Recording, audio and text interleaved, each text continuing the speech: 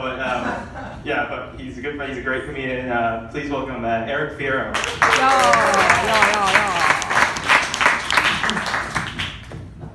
Thanks, Ian, for giving out my personal information. Hi, everybody. I'm Eric Fierro, and I think that if you ever have to start with an explanation, that you kind of know that you messed up. And let me explain. So, you know, if you ask your friend like a simple question, and you know they have to start their answer by saying something like, "All right, hear me out." You know that whatever is about to come out of their mouth is about to be completely like out of whack. Like you don't know what they could possibly say next. For example, did you guys know that Kobe Bryant won an Academy Award? That's right, Kobe Bryant won an Academy Award for writing a short animated film. And you know that whoever nominated him like had to justify that, and whoever approached him was like, "Why did you nominate Kobe Bryant for an Academy Award?" And he had to start with, "Okay, hear me out." But I mean, we've all been there before. I know I definitely have. I do a lot of shit that makes absolutely no sense and have to justify myself. One time I was riding my bike with only one hand and then crashed. And my friend asked me, you know, why didn't you just use both hands? And then so I had to say, all right, hear me out.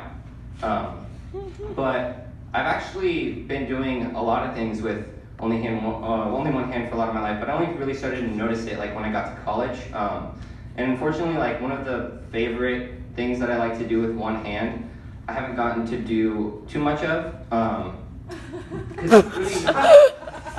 It's really hard to do with a roommate because, you know, he's just yelling, "Dude, that's disgusting." Over and over and over again. It just gets really hard. Masturbation, not my penis. Anyways, so towards the end of high school, I went to this place called Mel's Diner with my friends a lot. And there was this one waiter that always served us, and his name was Flynn. And anybody that ever met Flynn knew that he was just about the most apathetic person that you could ever meet. Flynn, I like to describe Flynn as like a mix of Eeyore and Squidward, and your dad, when he's not mad, just disappointed. But anyways, Flynn was serving us one time, and I asked Flynn, we were getting milkshakes, and I asked Flynn, "What's your favorite milkshake?" And he said, "I haven't felt anything since I was 7 years old." I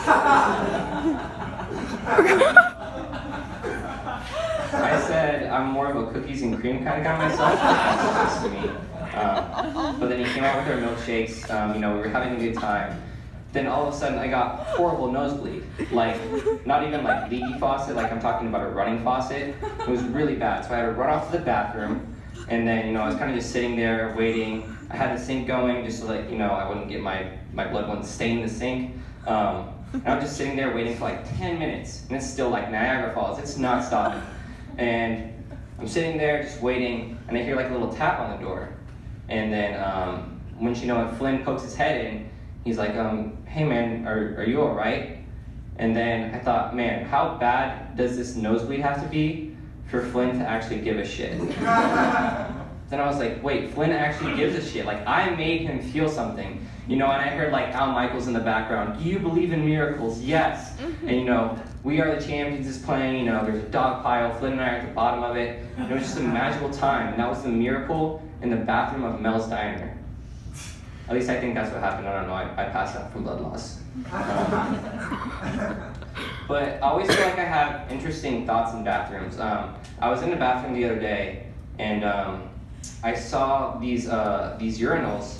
And for those of you who aren't familiar with like the normal layout of a boys' bathroom, what it's usually like is there's two taller urinals next together, and then one shorter urinal at either one end or the other. But in this particular bathroom, there were two taller urinals on either side of the smaller urinal. So it just made me think, and I was wondering why they made it like that. And I thought, and I was like, oh, it makes sense now.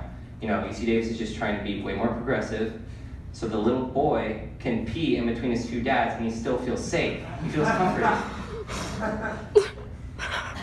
Yeah, I just want to thank you guys for making it to this point so far and not leaving. I feel like we've established like kind of a bond, you know, like I've been talking to you, you've been like pretending to laugh to make me feel better. So I'm gonna share something personal. I used to play bass in my church choir, and I did this for probably the better part of 6th grade. And you know, I did it for a long time. I had these weekly one-on-one lessons with my choir director, but then eventually I just decided to stop and move on to different things.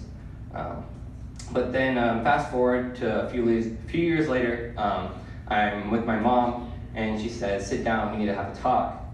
And I got really scared. I could tell she was serious and that this wasn't going to be a fun kind of talk. So we sit down, you know, she's looking me in the eye, and she says, "You remember your old church choir director?" And I was like, "Yeah, of course, you know, I had all these lessons with him." And then she was like, "Yeah, we just found out actually that he's a pedophile." And so I was just really in shock. I didn't know what to say. So my mom was like, "You know, do you need help? Like, do you need to talk to somebody?" And I was like, "No, because he never touched me." And then I thought, why?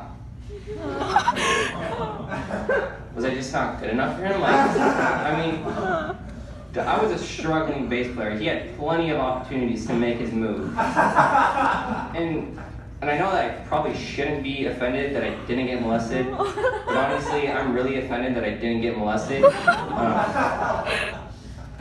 But I just, you know, to reaffirm myself, I just say that I was too mature for him. Yeah.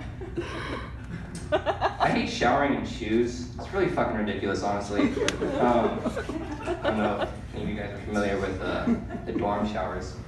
Showering in shoes is so bad. I feel like showering in shoes is the epitome of self-consciousness, because you know that nobody else can see you, but you're just like in the shower sitting there, and you just think to yourself like, man, I must look like a fucking tool, you know? But I was in the shower, and I was in the showers the other day, and I went to the one shower stall.